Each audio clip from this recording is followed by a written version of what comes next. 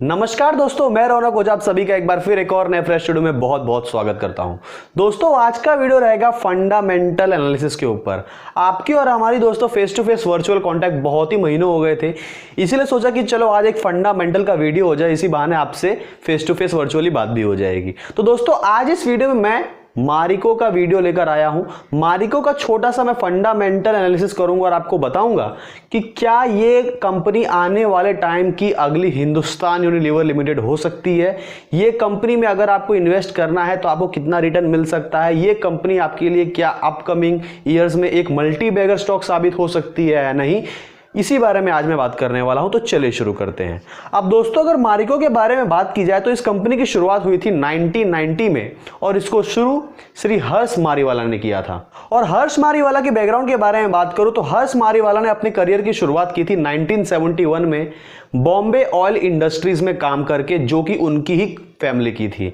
वहां से दोस्तों उन्होंने ऑयल के बारे में बहुत ही ज्यादा नॉलेज ली और 1990 में खुद की पर्सनल एक कंपनी डाल दी जिसको नाम दिया गया मारिको। और मारिको का दोस्तों समझ लो मारिको तेल पे ही टिकी है, ऐसी ये कंपनी है। अब अगर दोस्तों इसके सबसे पहले सेगमेंट के बारे में बात करूं तो वो रहेगा इसका कोकोनट ऑयल, जो कि दोस्तों बहुत ही ज्यादा मशहूर है। कोकोनट ऑयल को दोस्तों इस कंपनी के रीढ़ की हड्डी कहा जाता है। क्यों? क्योंकि इसके पास पैराशूट है। कोकोनट ऑयल में दोस्तों इस कंपनी के पास 3 ब्रांड्स है, parachute, Nihar natural and heron care.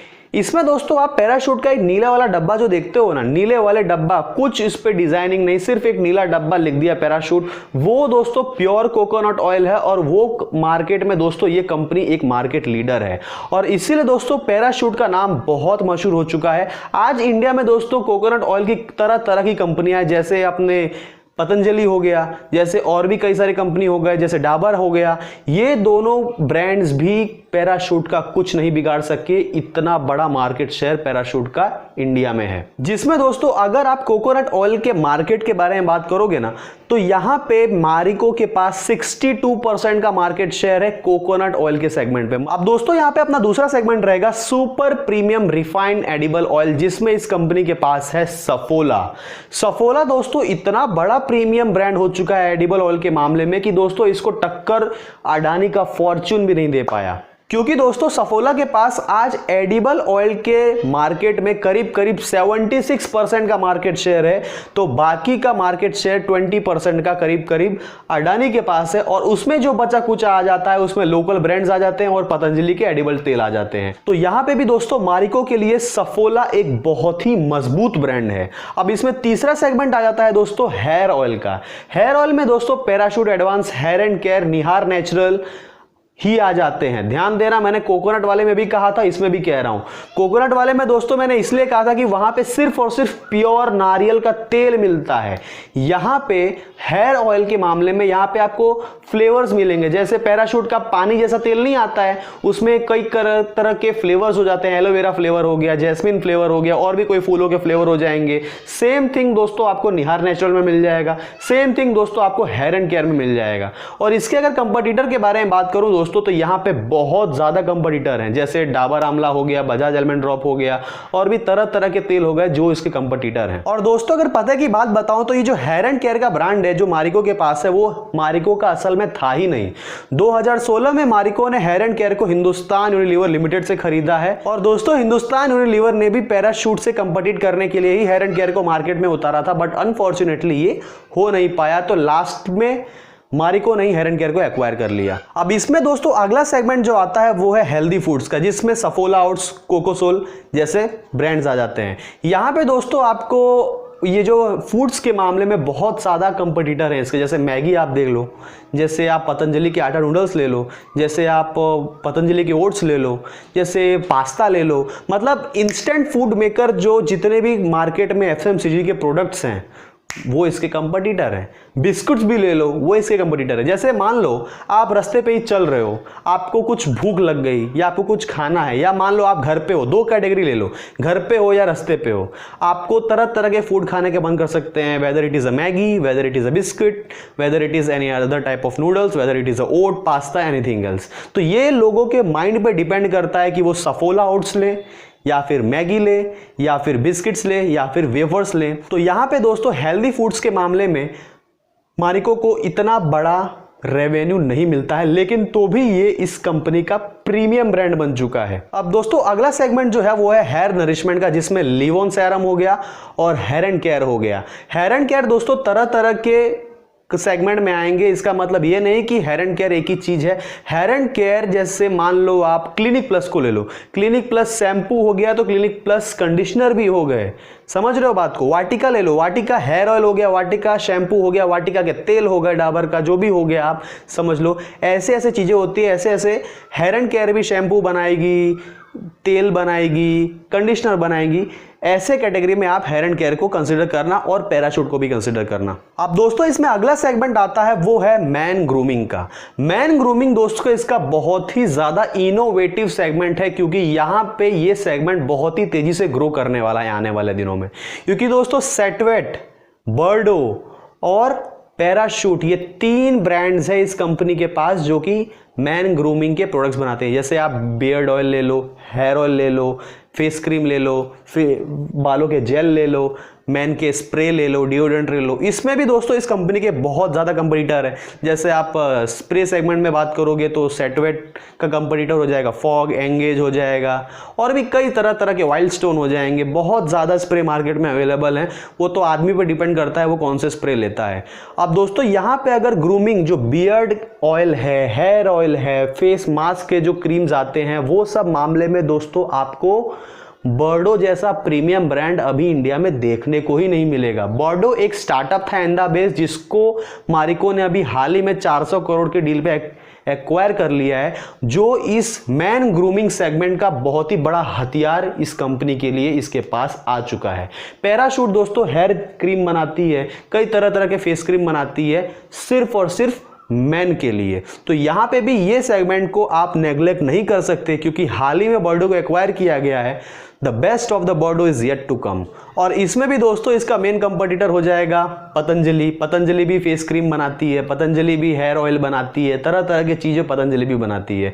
इसका सबसे बड़ा अगर दुश्मन के बारे में बात करूं ना, तो इसका सबसे बड़ा दुश्मन है पतंजलि, क्योंकि जो ये चीजें बनाती है वो चीजें पतंजलि स्वदेशी के नाम पर मार्केट में बेचती है और वहां से पैसा कमाती है। तो अगर इसको कंपीट करना है तो इसको पतंजलि से करना पड़ेगा, माफ कीजिएगा पतंजलि को इससे करना पड़ेगा, क्योंकि ये मार्केट में एक बहुत बड़ा मार्केट शेयर जमा कर बैठा है। पतंजलि को अभी इसके बराबर तक पहुंचने में सालों लग सकते हैं। और अगर स्किन केयर सेगमेंट के बारे में बात करूं तो इसका खुद का ब्रांड है काया युद्ध का, जो कि मारिको ने ही इन्वेंट किया है।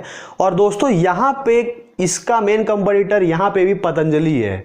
यहां पे स्क्रीन क्राफ्ट हो गए और भी बहुत ज़्यादा प्रीमियम ब्रांड्स आता है। यहाँ पे ओले हो गया, यहाँ पे आप कुछ और भी निविया को कंसिडर कर लो। बहुत ज़्यादा जो भी प्रीमियम ब्रांड जो फेस पे लगाए जाते हैं, प्रीमियम क्रीम्स जो कि आपको 150 रुपये में नहीं मिलते, 300, 400, 1000, 2000, 5000 में मिल जाएंगे। ऐसे ऐसे क्रीम होते हैं प्रीमियम क्रीम्स, वो इस स्किन केयर सेगमेंट में आते हैं, वहां से इस कंपनी को रेवेन्यू मिलता है। लास्ट में इसका जो सेगमेंट आता है वो है हाइजीन सेगमेंट, जिसमें मेडिकेयर और वेगीक्लीन जैसे इसके ब्रांड्स हैं।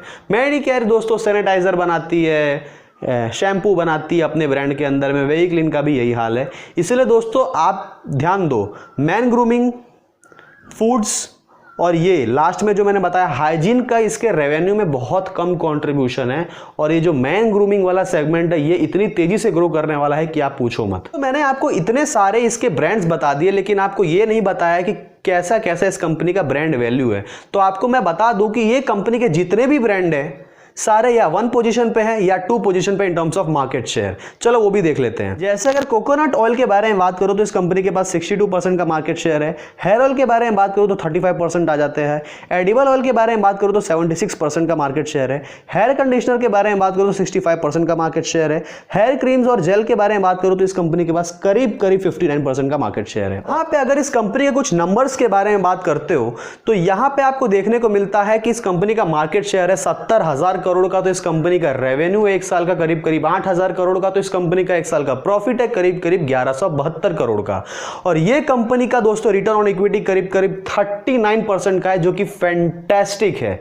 इतना जबरदस्त रिटर्न ऑन इक्विटी पाना किसी के लिए एक मानो कोयले की खदान में हीरा ढूंढने जैसी बात हो जाती है। आपको जान के खुशी होगी कि ये कंपनी जितना प्रॉफिट कमाती है वहां पे करीब करीब इसका डिविडेंड यील्ड बहुत ही लाजवाब है। 1.5% के आसपास का डिविडेंड यील्ड है। जितना प्रॉफिट कमाती है उसमें से 50 से लेकर 88% तक ये शेयर होल्डर्स को दे देती है।